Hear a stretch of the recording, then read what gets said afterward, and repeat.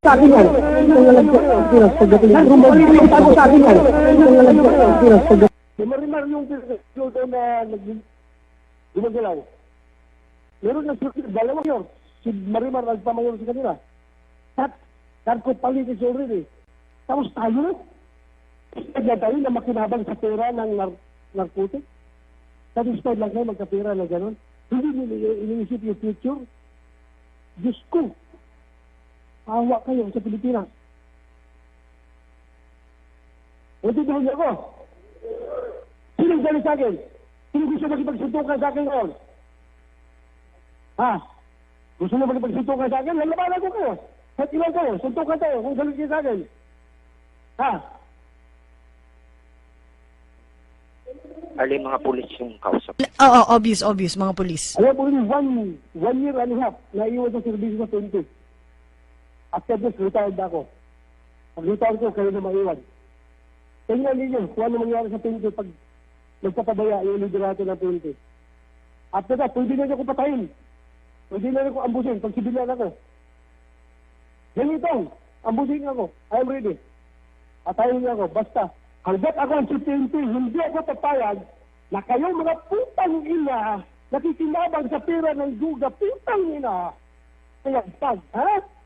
Hindi ako papayag. Hindi ako papayag. Hindi ako papayag. Kaya pag-abot sa susunod impyerno, hindi ko kayo atrasan. Let this be clear to everyone. Yung iba dyan na hindi nag-surrender. Ay kalalagyan kayo. Panahon na ito, para magbago tayo. Baglahan natin ito sa sarili. Because bring pride to uniform year. Ha? Nabutur daw, mahalin natin ito. Huwag tayo magpasilaw sa pera. Huwag tayo magpasilaw sa pera. Kalimutan niyo ang pera. Masama yan.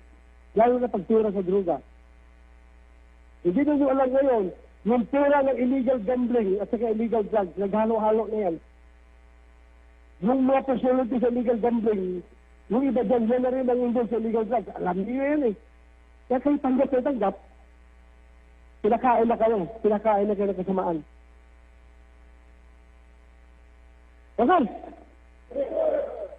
Sino galit sa akin? Ha? Ikaw mo lalo, galit ko sa akin? Ha? Mag-smile ka, para makikita ko na masaya ka, ha? Dibok, galit ka sa akin? Sana nakita ka doon sa loob ng Dulido, picture-picture ka doon, ha? Kasama si Magdagno doon. Magano, yung good explanation to me. Come here. General Luterio will process you sa iya. Siwalat nyo lahat ng dapat isiwalat nyo. Kaisa na natin ito. Ha? Kung matagal na kayo nag-enjoy dyan, kaisa na ito kayo, tumulong kayo sa PNP para matapos natin yung problema na ito. Sabihin nyo lahat ng alam nyo. Sabihin nyo gusto nyo sabihin. Ha? O, P1, Mensul, saan ka asign? Ha?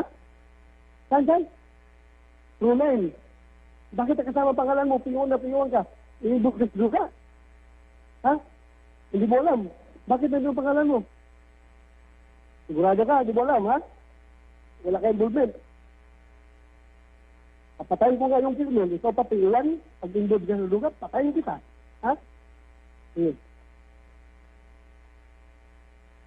So, Vanir, punta ka doon sa processing ng yes, makinig kayo sa instruction ng General. Dito din, ako'y galit bilang ama ninyo. Ha?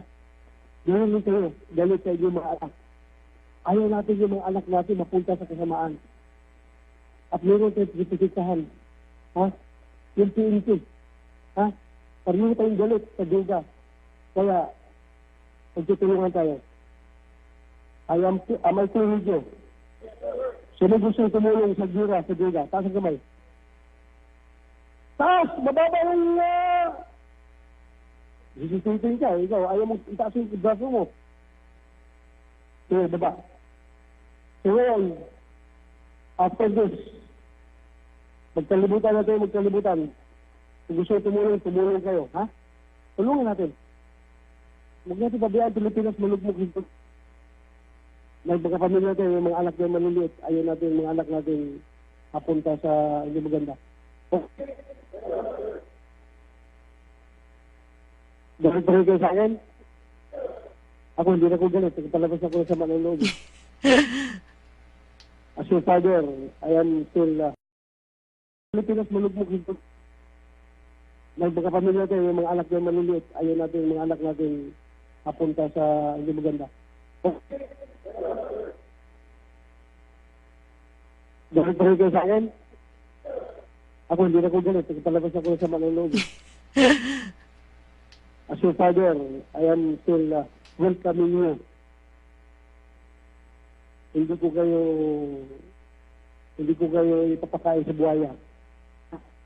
Basta mag-cooperate lang kayo sa iyan. Okay?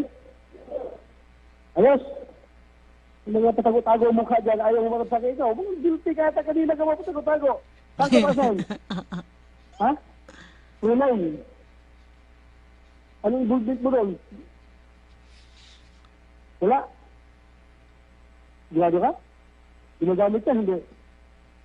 Hindi ka gumagamit?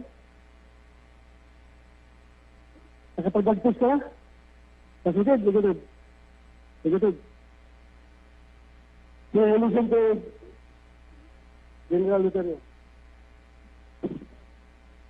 Okay, Arlene. Ayun. Simula pa lang ng kanyang kaninang pakikipag-usap dito sa mga pulis, Arlene, ay napamura na siya. Sabi nga niya, pagod na daw siya.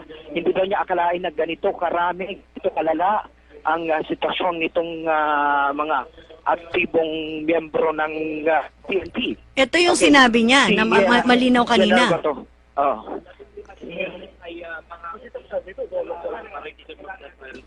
Sabi niya yung mga hindi sumuko, may kalalagyan kayo.